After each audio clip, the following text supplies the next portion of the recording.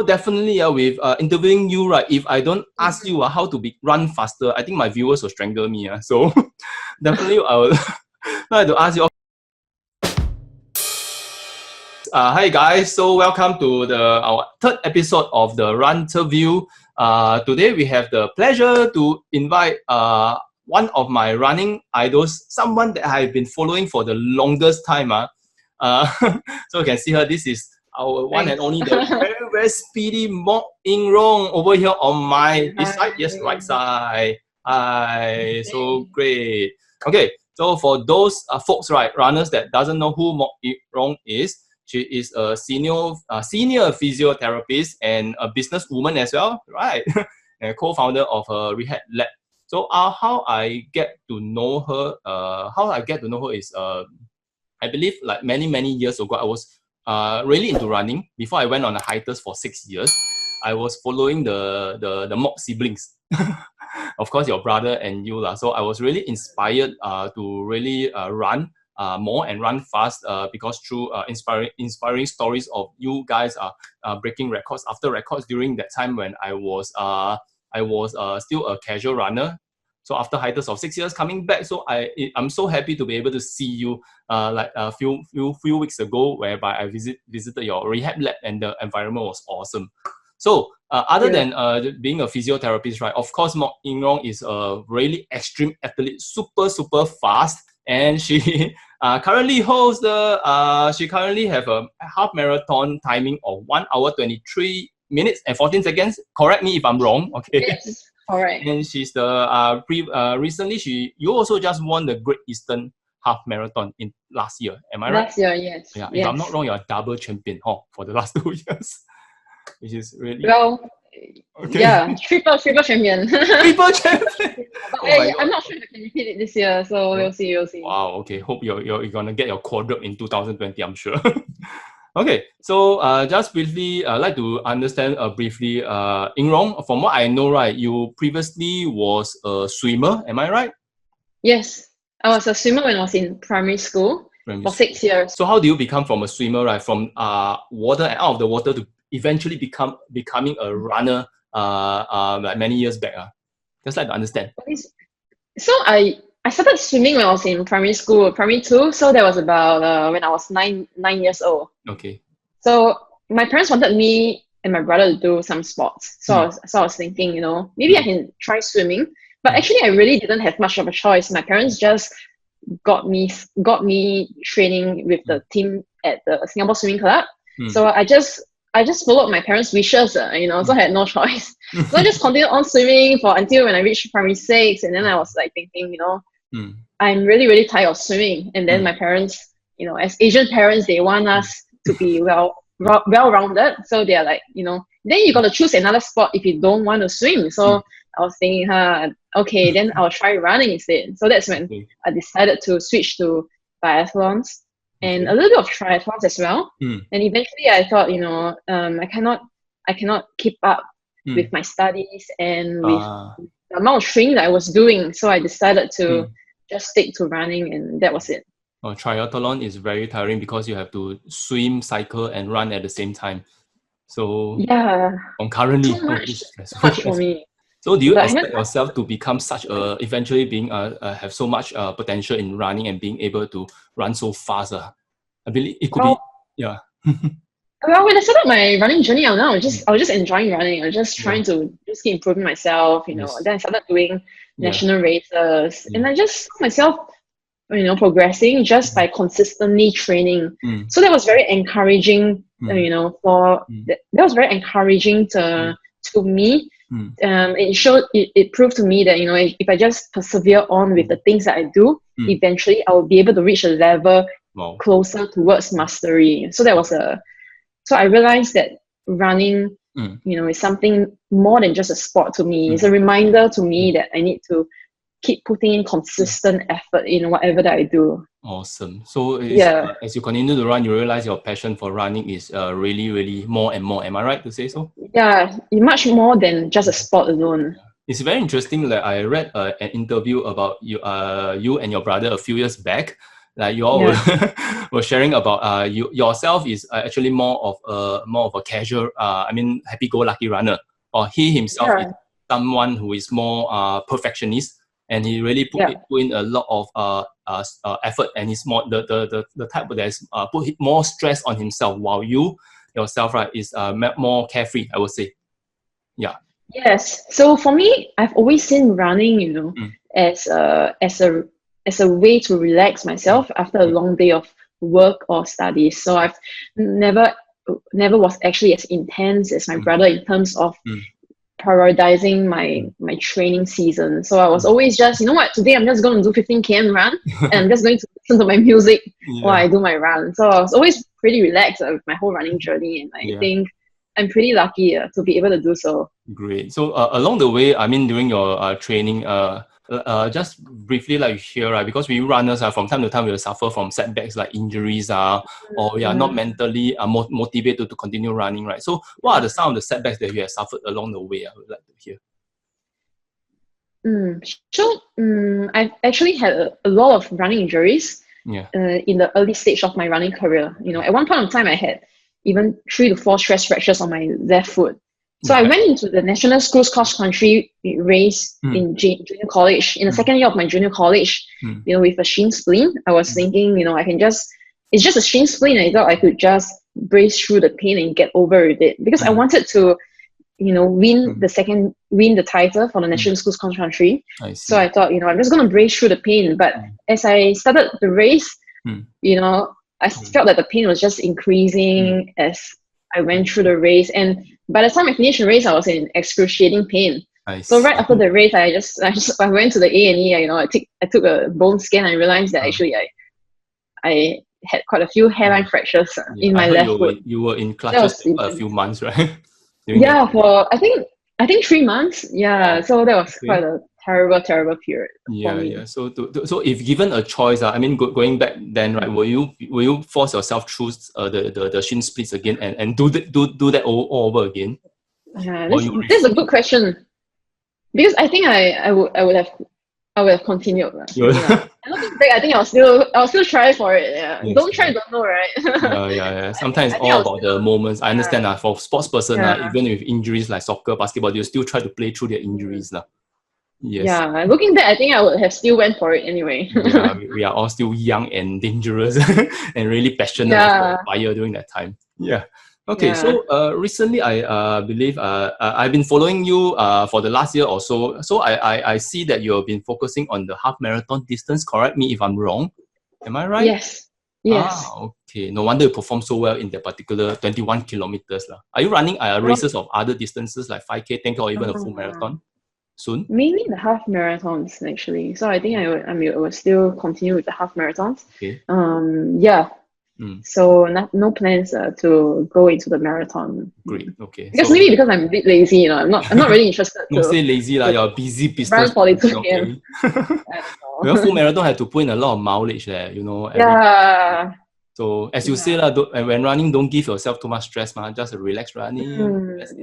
So I'm starting to look at running from a more sustainable point of view, because I see that there's only so much we can push ourselves physically. Actually, what's more sustainable is the way we view running, as compared to always pushing ourselves to hit the next personal best, which is very crucial in terms of personal growth and also in terms of mental growth as well. But I think at the end of the day, it's all about enjoyment and enjoying the whole process of running. I can totally agree with that. So I just a little bit fun question. So there are some of my running friends I would like to ask. Because I did inform my running friends that I will be interviewing Mok Ying Rong tonight. So one of them have a question like he asked me how does it feel to have a sibling as a national marathon runner who is really famous as well. Sometimes like in the past or present compare yourself to him, or do you often like train together, or there's some sibling rivalry along the way or something like that? Oh, that's a very, very good question. Very classic. Actually, the strange thing is that we don't feel that competitiveness. I don't feel stressed. That's a really good thing, because I think firstly our careers are very different. I mean, my brother he's a surgeon, and then Yeah. I'm a physiotherapist, Yeah. and I'm also busy thinking about how to make the business grow. So Yeah. so we are coming from two different perspectives, and actually looking at him all over the ads, right? Just it's Yeah. actually very encouraging. I feel very proud of my brother, to be out there representing the Mok siblings. So actually, Yeah. I feel very very happy rather than I feel stressed. Yeah. So actually, I feel very very motivated. Yeah. So I'm very proud of my brother actually. So if Yes. my brother is seeing this video, I tell you, I'm very very proud of If you. I were in your And shoes, I would be just as proud lah. yeah, yeah. So It's very yeah, interesting that day I brought my wife to see the bone doctor, right? yeah. I managed Yeah. he was the one consulting my wife. So I was a little Oh. bit starstruck, and in my mind I was thinking like, maybe I would love to take a selfie with Ying Ren, but I was too paiseh to ask eventually. So that was one of my regrets. So next time I see him again, I'll definitely ask for a selfie. Okay. Yes.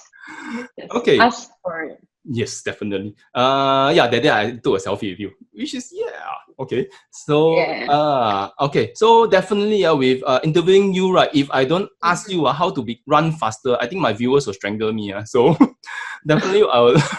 Now I have to ask you. Actually I'm a bit biased. I ask for myself, okay. So for myself, I'm running at I'm chasing my 10K PB and half marathon PB lah. So my 10K is around 42 minutes and my half marathon is around 1:43. So in trying to improve in 10K to the half marathon distances, so to help to be able to bring myself to the next level. Now I'm doing like tempos, intervals, and long run. Any other like secret formula that will help me to bring to the next level? Hopefully there's some secret sauce to it. Yeah. Well, if you ask me, I'm always going to be answering from a physiotherapist point of view. Yes. So based on my past experiences dealing with injuries, I would say that the best thing that you can do for yourself to further up your performance would be to not get injured at all. Yes. Throughout the whole training season, if you just able to avoid any injuries, you will be able to allow for a more consistent training program. And that will naturally allow you to stick to your training plan. As compared to if you have an injury, the whole plan is just going to be a bit disrupted and you need to reorganize again. So the first thing you want to do is to work on injury prevention skills throughout the whole season. So things like, going to see a physiotherapist and understanding where your muscular imbalances are, and then working on it would help to minimize your injury risk. At the same time, you want to focus on, the usual technical aspects of running, which is the intervals, the speed work, and so on. Because running is a sport that that is difficult to keep the strength gains on par with the aerobic gains. You go for a run and you will actually be pushing your aerobic system way much faster than your muscular system. So that's why running can be very, very injurious. So if you are just able to stay pain-free throughout the whole training season, then I'll say you're on the right track towards your personal best. Okay, great. Yeah. So don't get injured. Yes. Awesome advice. So I was just wondering. Running, doing longer mileages, increasing the weekly mileages versus increasing the amount of intervals that we do for casual runners, right? Which one will have higher chance of injuries, especially for someone close to 40 like me? I would say doing a lot of interval training is very, very injurious because you see, doing interval training, you are pushing your aerobic system way much faster than your muscular system. Whereas if you go for a long, slow run, you're also giving yourself the time for the muscular system, in a way to adapt to that aerobic changes. Yeah. I see. Because think about it, doing an interval training, you are running, closer to the VO2 max. Yeah. Very likely you may be running in a more compensated running form. Nice. As compared to if you're just doing a steady state easy run, you are at least able to minimize postural fatigue simply because the effort level is much lower. So I would recommend that for someone who is newer and more senior to break down your runs into more frequent and shorter runs, so that every time you start the run, you'll be able to start with the run with a stronger form as compared to pushing on a long run, running the remaining miles with a poorer form. That way you can minimize your injury risk and still get in a consistent amount of miles week after week. Yeah. Awesome. Okay, this is something that it is actually quite consistent with what I've been preaching. To focus more on running form. Actually, my next question was asking you Yeah. for casual runners, how is it, because you always been advocating for running safe rather than running fast, I would say. So it's Yeah. quite in line with what I've been preaching as well. Injury free, which is Awesome. awesome. Yes, I'm able to get some Yeah. validation from you as well, which is great. Yeah, I mean, watching some of the things that you do, and I think Yeah. I feel that my views, we resonate quite a bit with each other's views. So Awesome. it's pretty awesome. Yeah. Yes, to hear that from a national athlete, that will be more convincing for my viewers. I would say. So for those people that have not convinced yet, so once you come in, definitely they will be convinced already by now. I approve of your channel. Yes, thank you. Okay, so okay, let me see. Last, but not least, I like to ask you for a lot of runners that even for myself, right, we've been running sometimes on and off, and not really being able to stay motivated to really keep on running and keep on being consistent to and clocking in the miles, right? So for casual runners like me and most of my viewers who are actually also casual runners, non-elite so how do you suggest that we stay motivated and really be persist in our journey to health? I would say. For me, I would say because running itself is a very patient sport, right? Yeah. You don't just see the improvements right after one run. Yeah. So be prepared to run very long and slow miles. So I would say the process is important. Enjoying the process is as important as that new personal best. Yes. So how do we enjoy the process? For me, I enjoy it by engaging myself with the songs that I love. As simple as that. That's why I bought the Garmin 245 recently, because it syncs with Spotify, you see. So for me, I just change up the playlist every now and then, and it just gives me something to look forward to for my next run. And because I'm such a huge music person, you see, so that it's really easy for me to get in my long runs. I also like to vary my running routes, so I try to mix it up. So sometimes I run in clockwise, maybe around Marina Bay, and then maybe sometimes I run counterclockwise.